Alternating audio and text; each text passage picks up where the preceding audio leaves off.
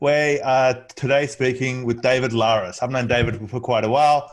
We met because we have the same haircut. Nah, I'm just joking. We actually met through my business partner, Paul Sprockreef. He is a top chef out of Australia. And I'm going to keep this super high level. And at the end, I'm going to ask you how I went with this intro. He moved to Shanghai 17 years ago. He's run over 100 restaurants over there. He's an influencer. He has his own following of over 1 million people, if I'm correct. He then moved into hotels as the chief creative director for Cachet Hotels, which basically improved the fit outs for hotels around the world.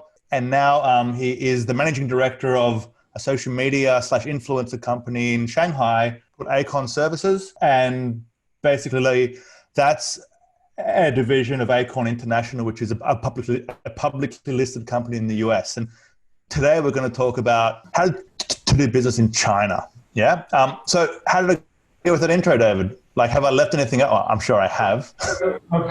Well, it's 30 years of my life, I guess, if you want to count career-wise. But thanks, that's pretty good. I think having been in China this long, I've been here for 17 years, has given me a unique perspective on the industry, and I've kind of played multiple roles, had multiple hats. I'm still very much connected on the food side. I mean, even what I do now within the Acorn Digital Services side, I still work with a lot of food brands. I still kind of run my chef brand and do a lot of content around that. And really, it's become a nice anchor for us while helping folks kind of come to China, navigate China. I guess we'll talk about that in a little bit. But really, being here, watching the evolution of China over the last 17 years, and being on, the business startup end, started my own company. I had a consulting company. I've been part of a hotel startup. I was part of 3 on the Bund, which was really a landmark sort of F&B business development for the whole China hospitality industry. Sort of feels natural to migrate into what is the, I guess, central focus of Chinese life, which is digital. I would make one additional point on the Acorn Digital part is that we really are the commerce piece as well of social media. So really, although we do pure social media, we're truly an integrated, social commerce, outfit, and that's part of the sweet spot and also part of the success formula for China. Yeah, cool. I'm just taking some notes because I'm going to ask you about these parts of it. But let's just start off by saying that I'm working in my home office and you're working in an actual office. And, we're at the end, well, not the end, we're still in the pandemic, right? It looks like China's pretty much opened up based on what I can see behind you. Is that what's going on right now? Because full house, man, full house. Yes, what's happening in China just from the pandemic perspective, right? Because obviously everything was shut down for a little bit. Is that right? Yeah. Look, we went through the shutdown. I was in Australia in January, and right in the middle of the sort of the storm, and it was all going off over here. I decided to come back because my view was, let's get to work. There's going to be loads of opportunities. There's also going to be important to be on the ground with the team. So I flew back, much to the distress of my parents and other people who were telling me I should stay in Australia. But, I was also here during SARS, many years ago. That was about 17 years ago. So I kind of seen the journey of how China deals with these sorts of things. So we had the lockdown. We've come out very much out of lockdown. Restaurants are back open, retail's back open, people are out and about, events are starting to kick off. I mean, I'm in the middle of programming and planning several offline events that are designed to, the O2O style stuff, which is why I probably look so beat up and tired. I mean, I remember why I got out of the event business, but anyway, I'm sort of back through the digital channel. So yeah, China is very much returning to life, back to normal, and we can speak about it in a minute, but I really think that in many ways China was geared up to deal with this and was also geared up to respond to it and make the shift very quickly to the way that people deal with life in let's say, a more virtual digital space, from consumption of media to the actual way of purchasing. Yeah, right. So China's opened up again, basically, fully, pretty much. Are people going to movies? Have the movies opened up yet? Well, the movies is a good one. I haven't checked, and I'm a big movie fan, so I pretty much just stream these days. But I don't know if movies, cinemas have opened up, but it can't be far behind. I mean, restaurants are full. People are out. Yeah.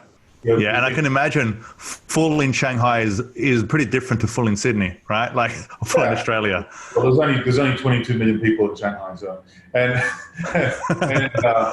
22,000 restaurants in Shanghai, right? Wow, and they're all busy.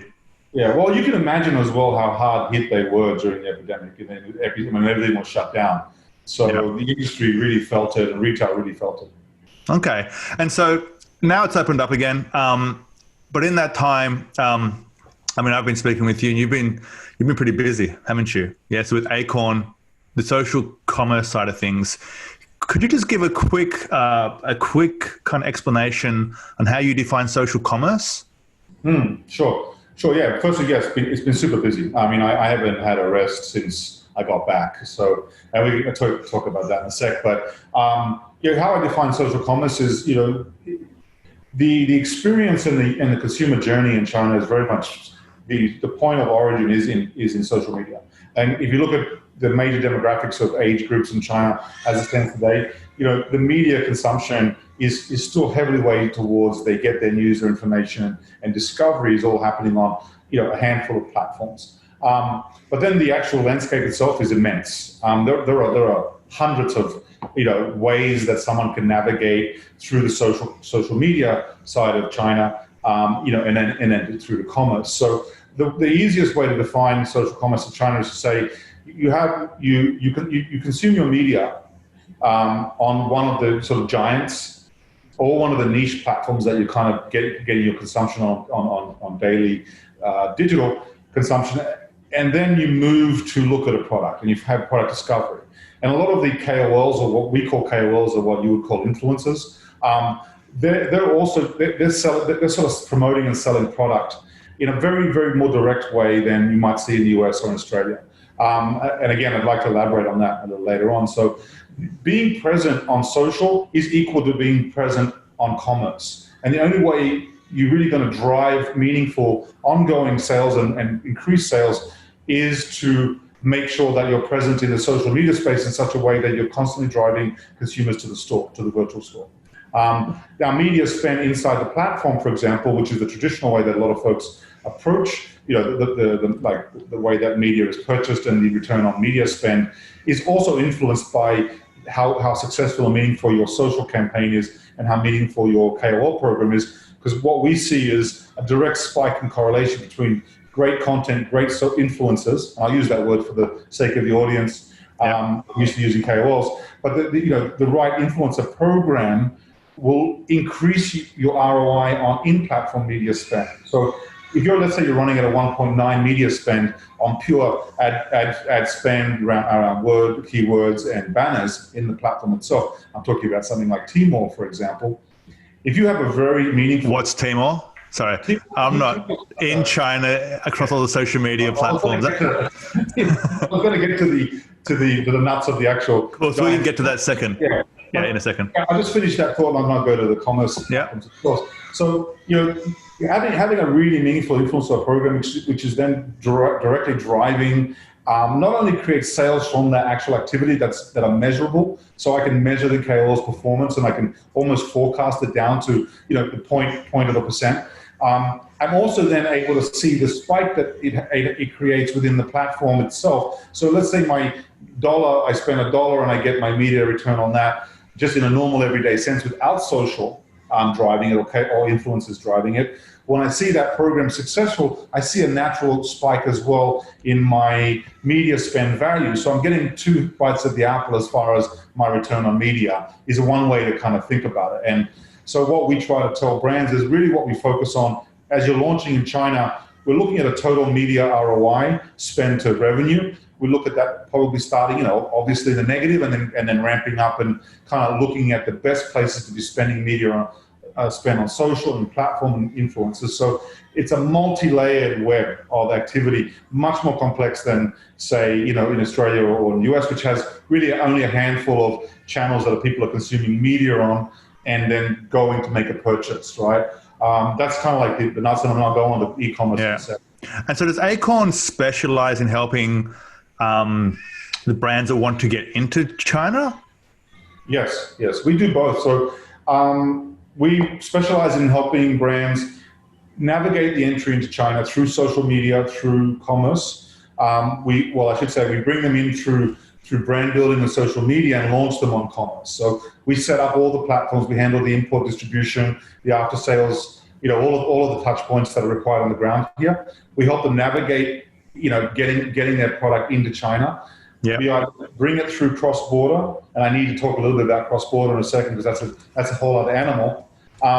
So we help them navigate. We create the model for them, both the actual sales and marketing model, campaign models, influencer models, in-platform e-commerce models. We tie it all together and say this is your ramp up for sales in China and brand visibility and all the usual touch points and KPIs that come along with social media and so on. And we pretty much do it all for them. And we're very good at staying in touch with our clients. Like I'm talking to a client at least once a week. My team is speaking to them on a daily basis. We're really navigating this journey together. Yeah. See ourselves as kind of partners because it's a minefield and stuff's changing continually. And you've got to stay on top of it. So, what kind? Well, there's so many questions. There's so many parts to this conversation, right? So I'm going to try and keep it to as structured as possible. Let's see how it goes, right? So if I'm a brand and I'm looking to get into China, right? What kind of budget should I be thinking about in my head? Because then I'm going to talk about the process after this, right? But I'm trying to understand, because it seems like the landscape is so big that it's not going to be cheap, right? Yeah. And so what is a starting point in someone's head of like, okay, so I want to go to China. Here's how much I should be thinking to put to the side for this launch. Yeah, a lot of it's got to do with how big they want to be in the first 12 to 24 months, right? So, I'm able to help people navigate that question by kind of trying to understand where they want to be from a actual dollars top line sales in 12 months and 24 months, right? Or how many unit sales they want to be at. So I would say typically, I'd advise brands, if you want to do 5 million in your first year, let's say 5 million US top line sales, you've got to be anticipating spending 2.5 to 3 million. If you want to grow aggressively and become a market leader or category leader. If you want now, that's at the level where you're expecting that, year 2, you're going to be doing 12 million. Year 3, you're going to be doing 15, 20 million, So that's the kind of accelerated growth, right? And for brands that have, the budget and the appetite to do so. Now, I also work with, and I have clients like that. I have clients who say, great, we want to be the category, we want to be the number one in category in 12 months. We want to be the number one brand in this sector. So I know how to get them there, and I will say that's not cheap. Depending on, and the majority of that money, of course, is pure marketing dollars being spent on influencers, celebrities, in-platform spend, all of that. So that's actual marketing dollars being invested into an ROI for them. Outside of advertising spend separate. I mean, if they're doing like traditional advertising, which I don't even know how meaningful that is in China anymore, to be honest with you. Like I would say, don't bother with TV, don't bother with print media. I mean, don't bother with billboards. But if you want to, sure. If you're in that mindset and you feel you need to do it, okay. But honestly, I think the more money you pump into the digital space, the better. Work with strong KOLs. So, again, connecting with the right influencers is not cheap in China. China is a 100% pay-to-play environment. There is no free lunch in China. Anything, any part of the marketing pretty much journey. Even quid pro quo isn't that really successful here. And again, when I talk about budget with people, I also say, quite often I'll have brands that speak to me that are already very successful in the US. They may be a younger brand. They've done very well. They've used influencer marketing in the West to kind of really pump it up. And they've got a lot of freebies along the way as well, where let's say an influencer just loved the product and decided to post. That just doesn't happen in China in a meaningful way. I mean, it happens rarely. So really, at the core of the influencers in China is broken into 2 parts, and we cannot underestimate both the cost of them and also the value of them. Go on. Yeah, no, just quickly. So you said, like, if you define the sales numbers and then you can do a percentage of that sales like amount. So say, for example, it's $5 million. You should be spending in the first year, say $3 million, right? Yeah. What's the minimum investment that somebody would make? And say they don't even know what they want to make in sales because they're not sure yet. And they're like, all right, look, I want to have like an experiment. I want to see, what does China feel like? I want to feel that, what is it called? The fire hose, right? That it would be, right? What's the starting point?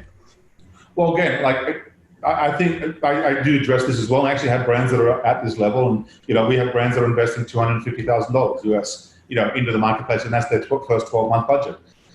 And for that, I would say, okay, we'll again, we cannot neglect the category-specific impact. Now, if you're in a very crowded space, and you're trying to make an impact, or you're in a space that is traditionally like tough to navigate, that money may not go very far. But I am helping brands navigate as with budgets of $250,000 as market entry. There's even a level below that if someone wants to come in and literally just dip the toe and kind of say we're in China. And that's really just to get what I developed for them is a WeChat strategy, pure WeChat strategy, where we're really spending very little on influencers. We're spending very little on getting deep into meaningful content. We're repurposing content that exists, and we're building a WeChat store.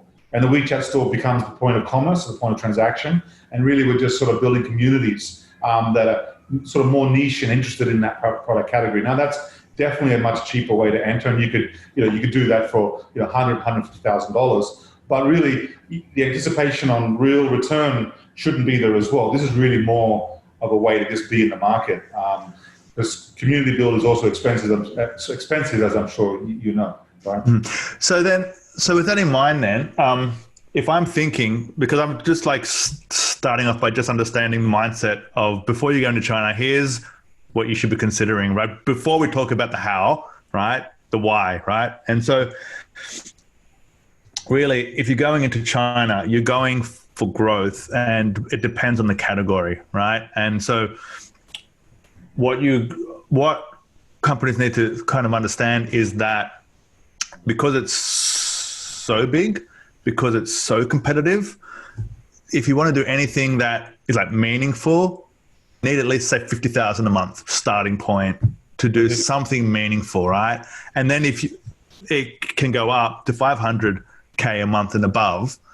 But the difference in China is that, and we'll talk about this as the next part, is about the process, right? Is that investment will go to key opinion leaders / influencers that will drive sales. Is that right? Like, it's almost like is it kind of guaranteed in a way? Not guaranteed, but like, is it above average success rates than in the West? Yeah.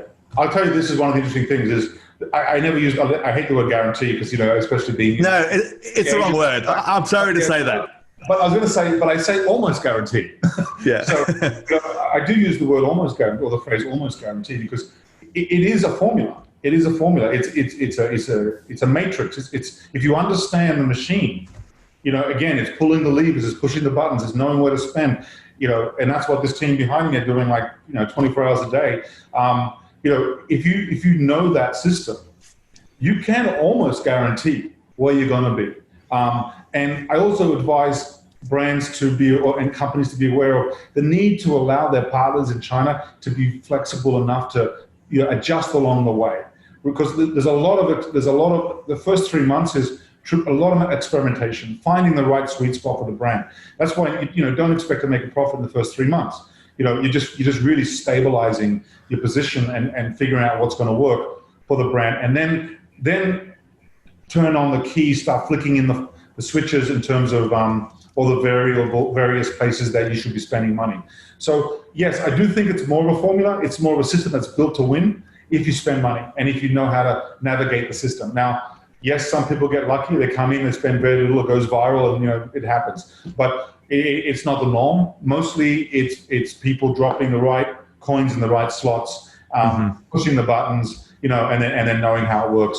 I do think there's also a lot of sharks out in the marketplace, especially on the kind of direct to consumer, e-com guys who just only do that, because they, the expression all a hammer sees is a nail. So there's a lot of that in China, and you need to be wary of working with a guy who has a one-track mind about how to navigate success in Chinese digital space. So that's again why I've really adopted and built a principle around multi-layered approach to how we drive consumers to purchase and to the store, and then how we continually then build up repeat ratios and so on. But it's a lot more guaranteed. I feel like I know how to get there if I have the right resources to do so. So we're really talking about because it's so competitive in China, right? We're really talking about this is for brands that can sell a ton of product, right? That's what it's about. It's less for services and stuff like that, isn't it? This is more a strategy for brands that have products that they can scale up big time in China, through China. Is that right? Yeah, look, at the end of the day, it's about volume sales, right? Product sales. So I think if you're selling services or if you're selling pure celebrity, it's a little bit of a different animal. I do have a division, for example, that looks after just Western influencers and helps them navigate China. And that's a whole other animal. That's about doing deals with brands, tying the pieces together and so on. And services, from a services standpoint, I don't really touch, because I think that's very tough to navigate in some ways, unless it's integrated into the business that I'm selling, the services that I'm selling, which is okay. And I do that on tech and various other things where we have partnerships, or let's say affiliations. Mm-hmm.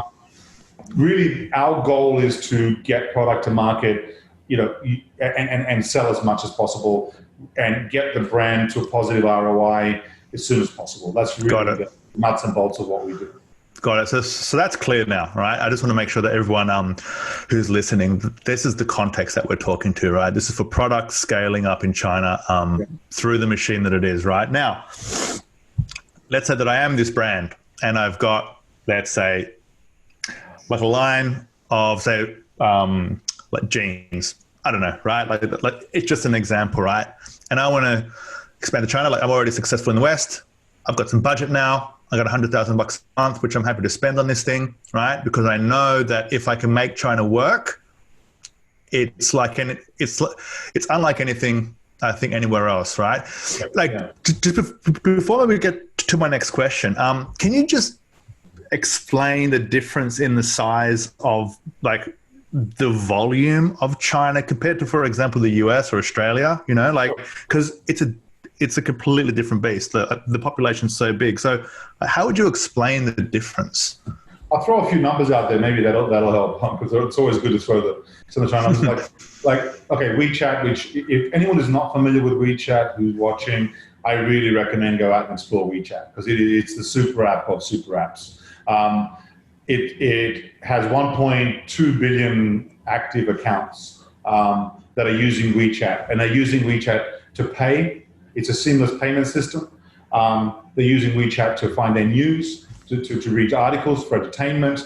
It has multiple functions. It has sort of a video function. It has you can make phone calls. You can do literally everything. You can shop in there. WeChat stores. I mean, you never need to leave that app. And there's as I said, 1.2 billion accounts that exist. So that gives you a sense of scale and reach for that single app. Now you have then things like Douyin, which is TikTok, 600 million users. You have, and that's another way. There's direct consumer.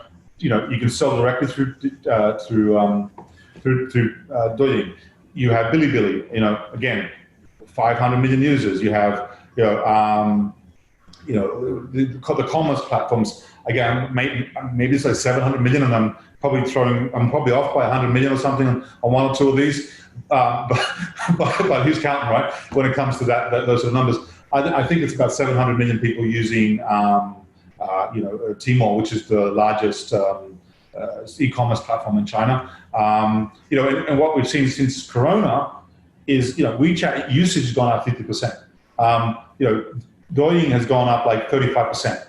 So we've seen these massive spikes in daily use, which means that more and more people are using it for their solutions, for shopping, for their news, for their entertainment, and KOLs, to add that layer in, and the whole live streaming phenomenon in China has become entertainment, where people watch their favorite KOL, on a nightly basis or daily basis. They're selling like 24/7.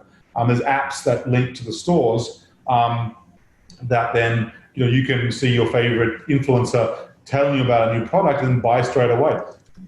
So it's completely integrated that way, and it's massive. And we're talking about if you put those together, if you aggregate the number of users across let's say the major platforms, you're in the billions of daily, clicks into various platforms and views. Right? Yeah, which is huge. And I was just trying to find the article quickly, but I saw that there's an influencer in China.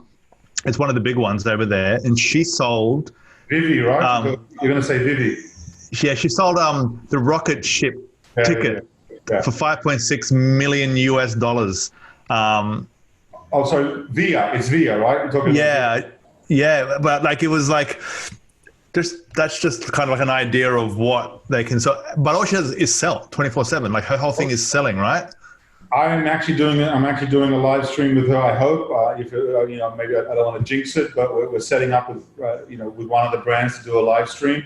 I'm anticipating needing to have 50,000 units available that 5-minute period to sell. And that was my next question, right? Is that cool? Thanks. That was a perfect. It's like I planned it, but I didn't really. If I'm cool, so now I say, look, okay, cool. I got about $100,000 a month to spend, and I want to.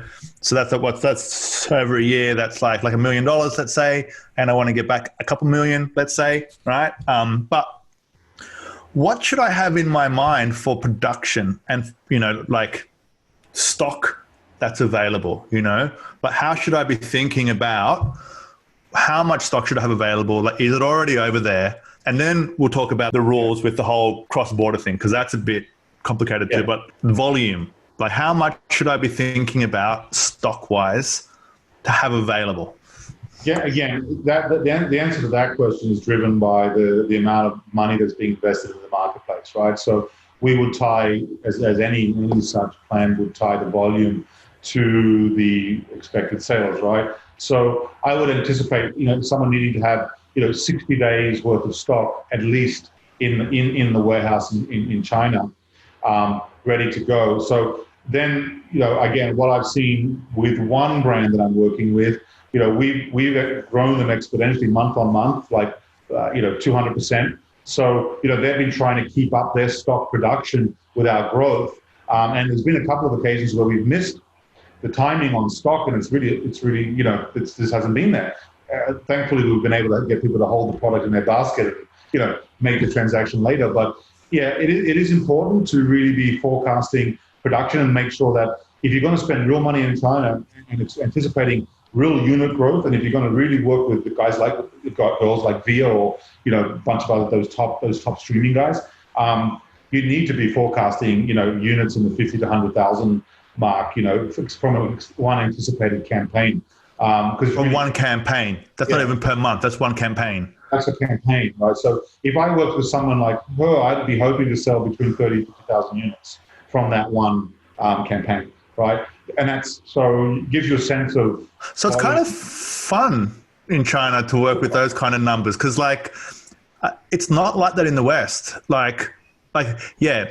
You might get somebody like the Jenners, right? That at that top level they do it, but it feels like in China there's thousands of them. It's not just a few at the top. There's so many of them which you could access. Is that right?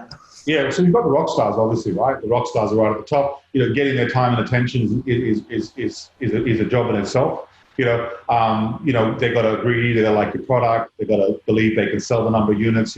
So there's all of this navigation that happens with us and their agents. I mean, there are agents and agencies that just manage influencers on scale. You've never seen anything like it anywhere else. We're talking on scale. There are almost no influencers working independently. They're all part of what's called MCNs, which are agencies that manage them. So, and then there's also the platform-specific ones that have, their niches, like Bilibili, for example, which is the equivalent of YouTube, or it's Douyin, or anyway. So, and then you have the ones that are just dedicated to streaming. They're only in the e-commerce landscape, right?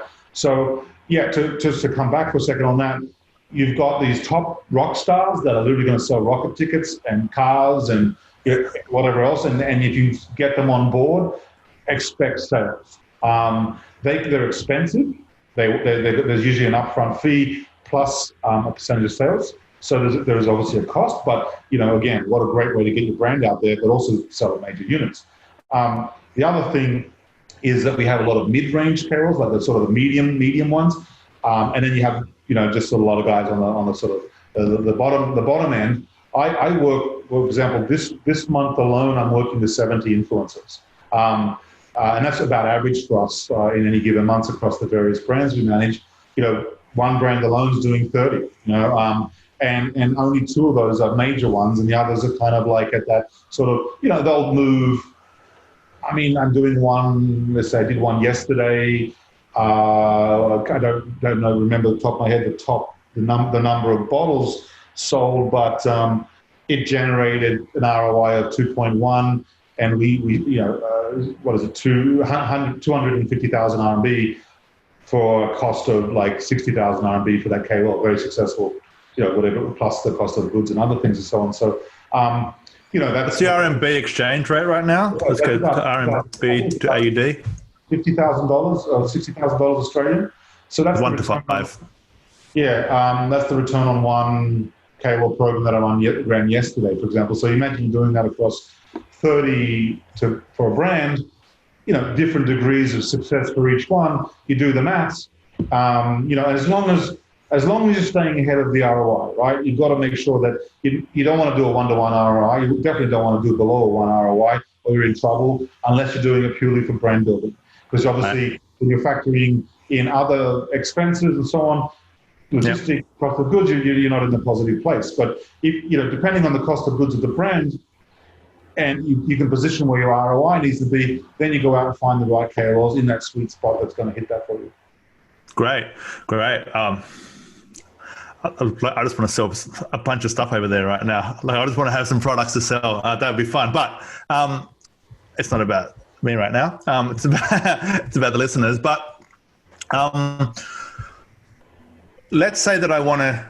This is because I remember, and it was cool because I think we caught up for coffee just downstairs here, on the day before everything locked down. I'm like, are you going to go back to China with everything going on? You're like, yeah, my flight's tomorrow. I'm like, are you sure your flight's tomorrow? Because everything's going to be closing down, right? And I remember that. And then I didn't hear from you for like 6 weeks. I was like, is he okay or what? But anyway, it's good that you're fine. But like we were talking about the, what's it called? The challenge with having product that is made in China exported overseas, but then if you want to sell to China and it's made in China, you can't just sell the product that has been made in China, right? This is the cross-border thing, right? This is the cross-border challenges. Is that right? Like, you can't manufacture in China and export, but then just kind of hold the stock in China to sell it there. Is that right?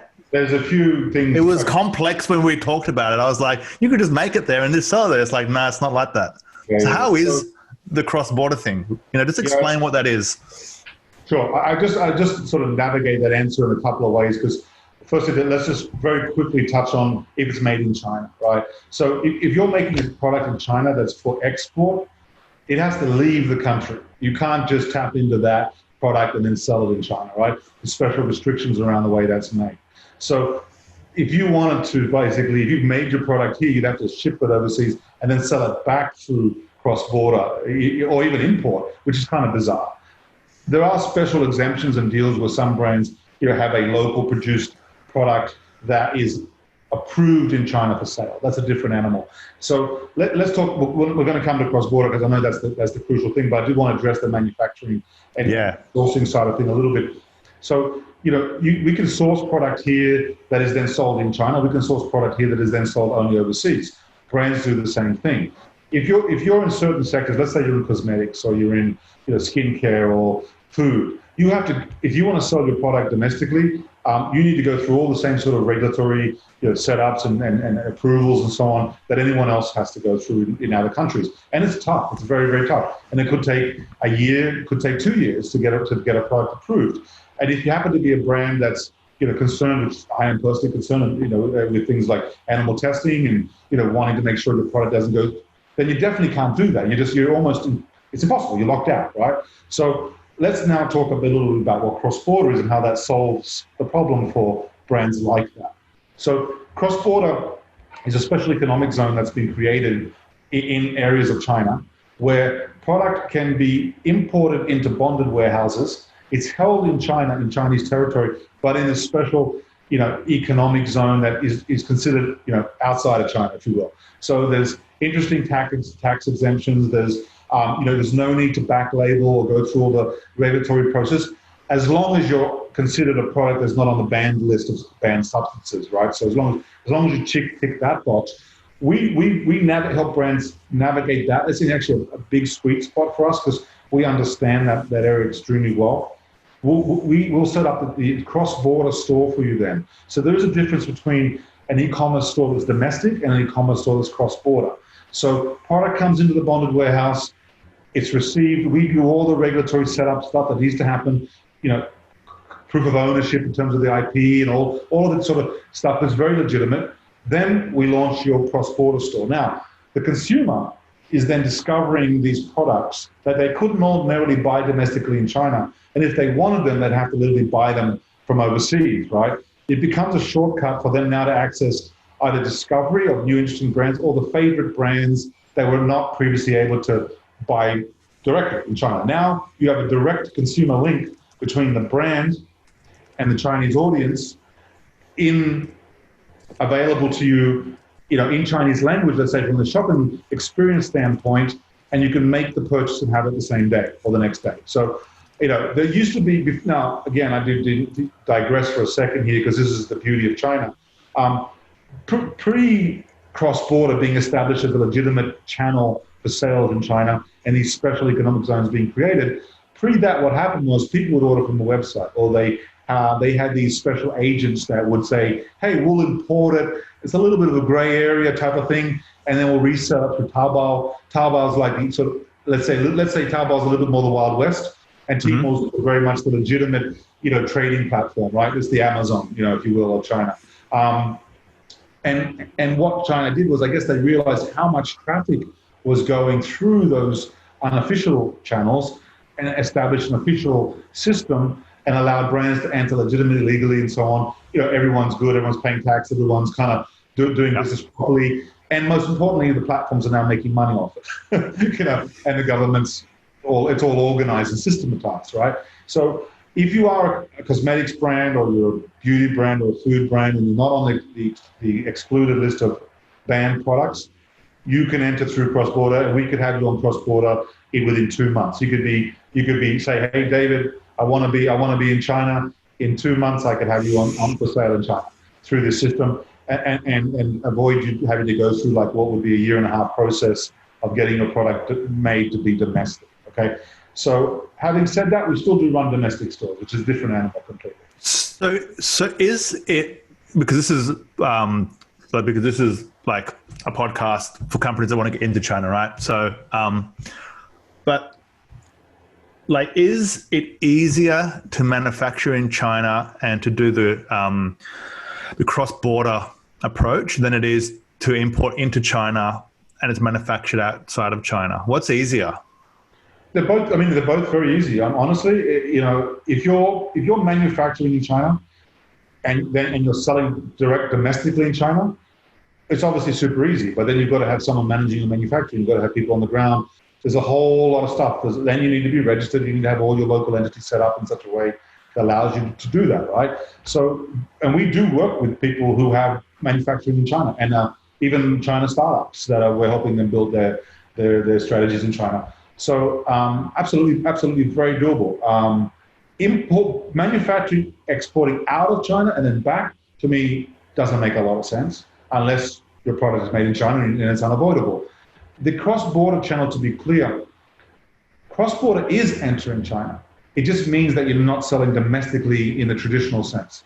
But your product is here. It's being promoted by influencers. It's being promoted on social, and it's being bought directly by the consumer in the let's say Tmall, JD, or WeChat cross-border ecosystem. So it's the next best thing. And in many ways, unless you have some ambition to be here for some reason, I don't even know why you'd need to worry about the domestic manufacturing and direct sales in China, unless you had a specific reason for that, when cross-border is already such a large marketplace and an incredible place to start. So don't forget there's that point, Alex, as well, where if you may have a product that would never get registered in China. Let's say you're a cosmetics brand or a skincare brand, and you don't want an animal test, and you don't want to go through that regulatory process of the FDA and all the stuff that has to happen here, and you just want to sell straight away.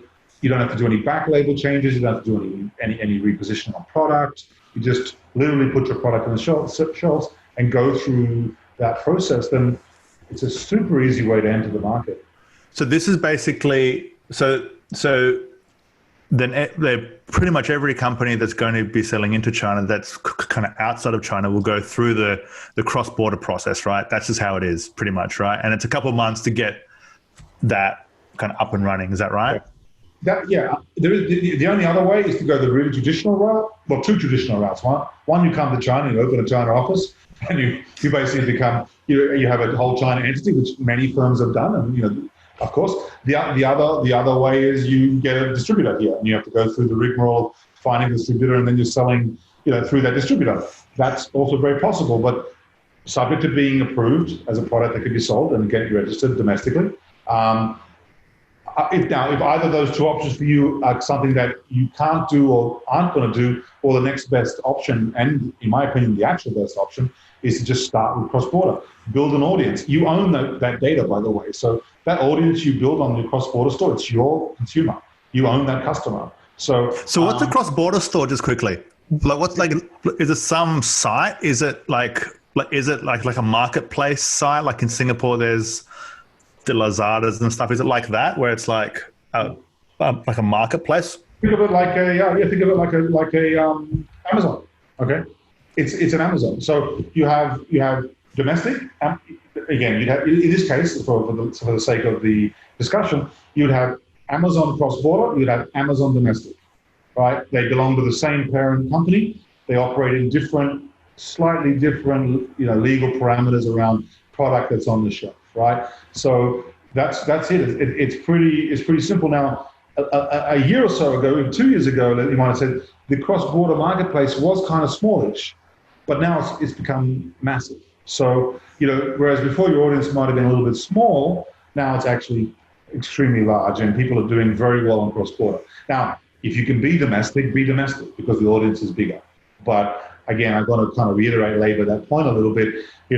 For some folks, that's just not an option, right? Got it. The other thing is you might be a smallish brand that, the idea of coming to China, opening a China office, getting set up. I mean, that you've got to burn through so much capital to do that.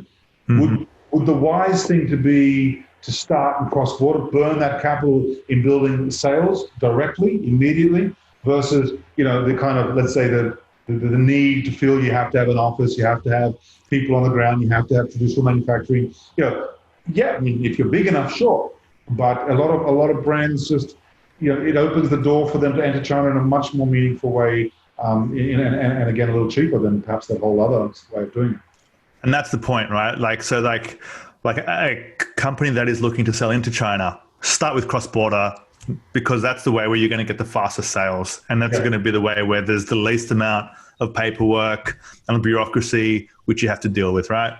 Precisely. And then you're in a marketplace, one of the biggest marketplaces in the world.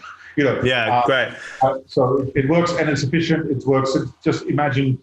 So Tmall is the giant, right? So Tmall have it down to a science, both domestically and cross-border. So, but you need people managing that for you, because each brand has a team of around 5-6 people that are just dedicated to managing that store purely on Tmall, for example. Wow. And that just gives you a little bit of an insight into how much is involved in this. But I mean, it's a huge, like the volume, you talked 600-700 million, like that's just like, like the mistake that we make between those two numbers is 5 times the population of Australia, for example, right? So there's massive volume. But now let's move quickly because I'm conscious of time. There's so much to talk about with China. So now we've got the cross-border store. We've got the budget now. We're starting to put, say, $100,000 a month, up to $500,000 a month into this thing, right? We've got the stock is there and it's ready to go, right? What's the channels, so what's the way that would be kind of like rolled out? You spoke before about the key opinion leaders and so on, but like just explain or just go over like a sample strategy of how you would take, say, 100 to say a couple $100,000 a month and kind of roll out a campaign. Like how would you do it? So typically the strategy that I apply is I firstly map out a 12-month calendar of from a pure model standpoint, the financial model of what we expect to see. So I need to start there. I take that monthly budget and I allocate it across the various channels, and we'll talk about those channels now. So one channel is what we describe as the in-platform media channel. So that's where we buy media value inside the platform, and that's broken down into banners, keywords, various other tools and mechanisms that exist within the pure e-commerce platform, and I deploy a certain percentage of dollars into that channel month on month. So that's one. The next one is I'd have the influencer program, and I deploy a certain amount of capital into creating a kind of web of influencer kind of activity. Now, it's a little bit different in the beginning, because at the beginning, what we're really focused on is getting brand awareness out there, building traction in the marketplace. So the type of influencers I might work with might be less direct sales and more kind of brand building guys that kind of get the brand out there, get it visible. And then I'd migrate that to being more guys that are direct sell. So the balance would shift over the first month or two. And then by the time I get to kind of month 4, I'm almost not working at all with influencers that aren't measured through direct sales, right? So that shifts. Then I would work with various campaigns, off-site things. I might do some offline events where, again, I'm capturing users directly, promoting the brand, and then kind of leading to a sale. So the O2O strategy is something I deploy as well, depending on the nature of the brand. And I have a couple of beverage brands, for example, where getting out into the marketplace, participating in events really helps get the brand out there. But my goal is to, QR is king in China. So everywhere we go, we have a QR code and we're getting people to scan. And the natural gravitation towards people being happy just to scan is like, it's just like breathing in China. It's like, yeah, you want me to scan? No problem, I'll scan. There's none of that sort of concern about, what am I scanning? What am I getting into here? It's just like, we do capture a lot of users that way. So there'd be a certain amount of money deployed with that strategy. I would break them down into sub-channels. And the sub-channels are the other platforms that we're selling through Douyin, Bilibili, Weibo, the various third-party social platforms where I would be positioning the brand both from a brand visibility standpoint, but then also as a direct sales. So that KOL program and that marketing program breaks down further down the back. Each of those channels would have an ROI next to it. So I know what my anticipated return per dollar media spend is, and then I create an aggregate total of that, and then I know kind of where I'm trying to go for the first, let's say, 2-3 months, and then how that's going to morph into something else over a period of time. So that comes back with a fairly complicated model, which then we navigate. So our team's broken down into our influencer team, our e-commerce team that are just dealing with the in-platform spend. We have the influencer team. Sorry, I mentioned it. Sorry, we have the social media team that are writing content, great articles, interesting, anecdotes, sort of things about the brand, seeding the market with that. And then I'd have a WeChat strategy, which is, again, slightly different to the others, because I'm, again, creating articles and content that are, again, driving consumers to be aware of the brand. And I'm also then deploying a KOC, key opinion customer strategy, which I'll have to spend some money on to build up my key opinion customers, and then third-party sales through affiliate programs and so on. So I'd also have some dollars allocated to that. as well as my discount strategy, which is crucial. So we didn't talk about discounts. China loves a discount and they love a sale. So part of the budget is also allocated towards making sure we have a coupon and discount strategy.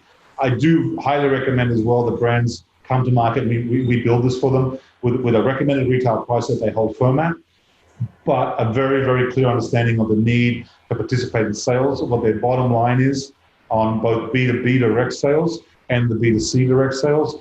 And we help them navigate that. And then we have a bandwidth in between that is kind of constantly moving on commissions and coupons. I know there's a lot in that. I'm sorry. I know I talk very fast, but no, it's good. That's kind of like my head every day.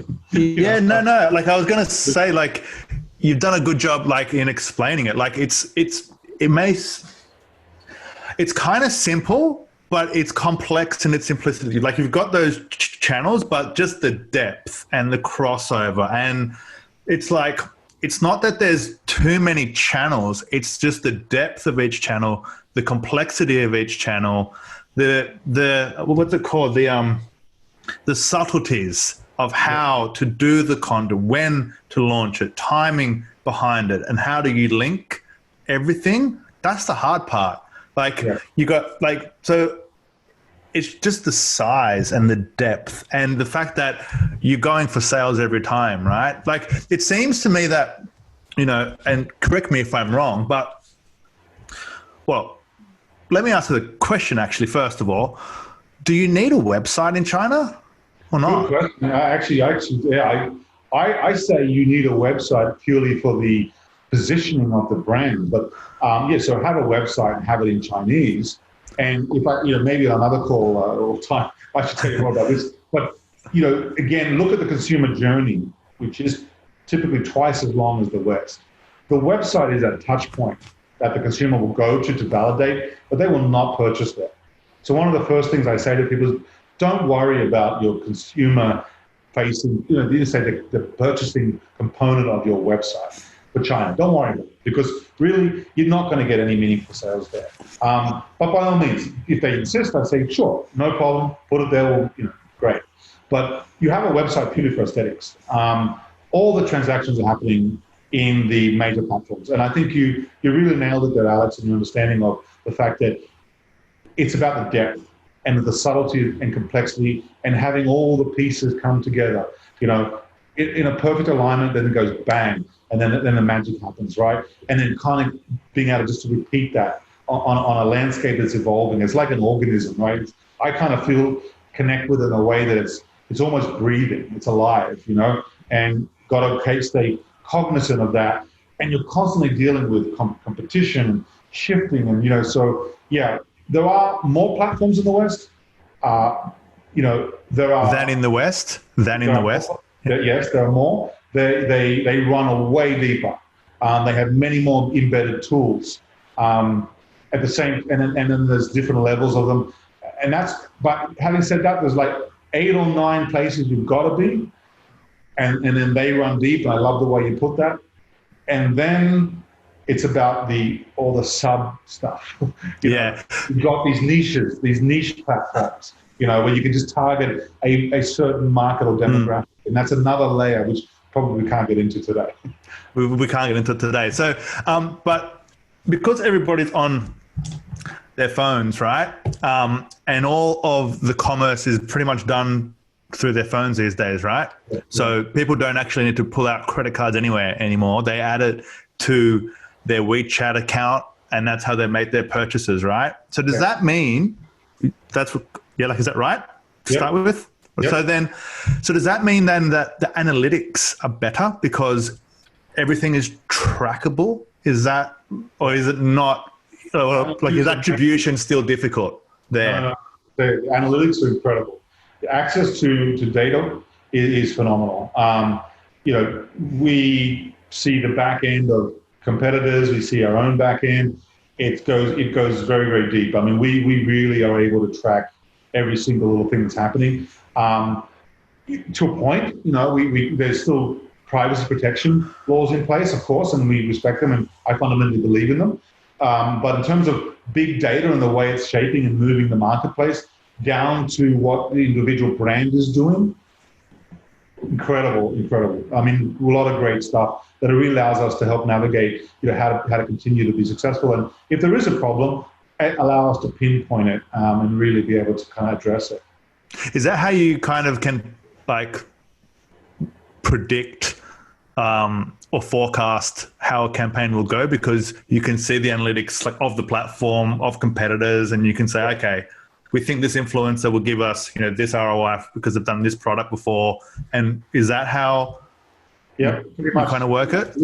Yeah, that's pretty much sort of what we're able to do is we'll position a category specific influencer with, let's say we have someone that's really good at supplements, or we know that they're really good at some, skincare or beauty or something. We'll analyze and shortlist, on a monthly basis, those influencers. We track their previous performance. We look at all the data, and then we kind of assign and agree with them, a bandwidth on return for ROI. Now, they're also incentivized because they're getting a commission on every sale. So everyone, the great thing about China, it's pay to play, but everybody gets a piece of the apple, or a piece of the pie. So it's apple pie.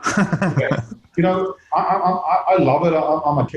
I'm a capitalist. At the end of the day, I kind of was raised, maybe the Greek in me. You know what I mean? We didn't tell people that I'm Greek. Yeah. So I was raised that way.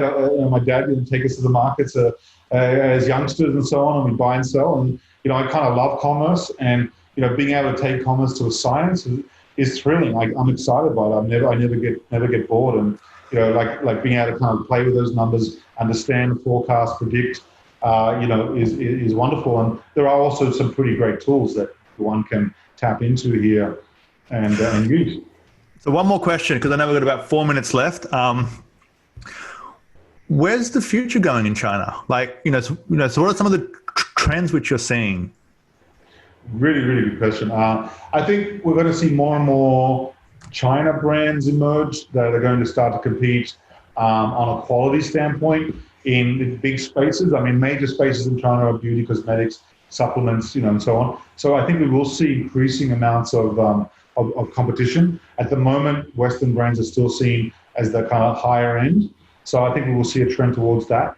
I think really more of the same, to be quite honest. I don't see, in any way the live streaming thing going down or tapering down. I think in many ways more of the same. More consumers shifting to doing everything digitally.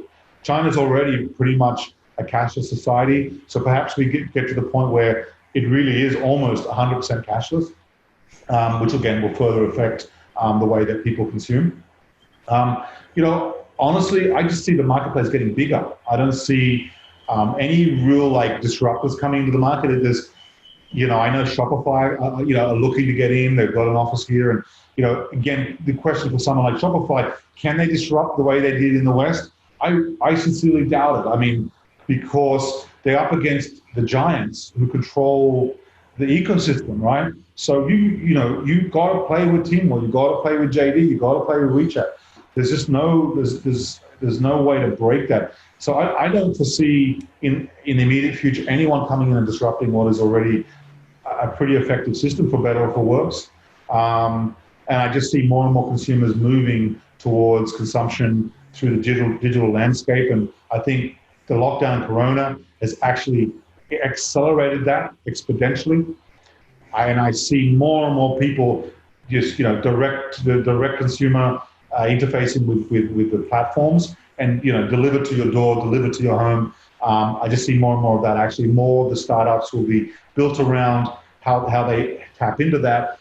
And if one big trend I think we will see more of is more community-based activity, more digital communities that are interactive. And I know that there's going to be some moves on WeChat to see how they can control and manage that so that they maintain the ad spend on their end, for example, and don't hand it over to the individual. So there's that. I think we're going to see more and more live streaming evolutions. And I think short form video is going to become king, and video consumption is going to become king. So I think we'll see more and more, relevance around video consumption being a major driver both social build and sales. Well, David, thanks so much for coming on the podcast. I think the insights which you shared are just unparalleled. I think people have so many questions about China, and just to be able to speak just with an Australian who's now in China, who's pretty much Chinese, but we'll call you Australian still, has been fantastic. If people want to get in, cool. So if there are some brands that want to get kind of in touch with you, we'll put a link in the show notes. But is there any specific way which you prefer to start a conversation? Is there any specific thing? Yeah, if someone just reaches out, I'm more than happy to send them some starting info and get on the call. I probably do about 5-6 calls a week with brands that are looking to enter China. So I love speaking to people. It's sort of an easy thing for me to do. So yeah, just if anyone is interested, reach out and we'll talk. And I think we're going to have to do a part 2, man, because I've got a list of questions here that's which I really want to find the answers to. So that if I want to know the answers, I'm sure the listeners do as well, right? So, mate, listen, this is probably going to be part 1, and there'll probably be a part 2 as well. Love that. We didn't even get the live stream. We didn't get deep with the live stream. Especially around kind of the risks around it, trademark challenges. There's so many other parts. But look, that's it for today, mate. I'm really happy that we had this chat. Thanks so much for taking the time. And we'll talk soon, brother. Thanks, Alex. Take care, mate. Really appreciate it. See you, man. Thanks for listening to the Growth Manifesto podcast. If you enjoyed this episode, please head on over to iTunes and give us a 5-star rating. For more episodes, please visit growthmanifesto.com/podcast.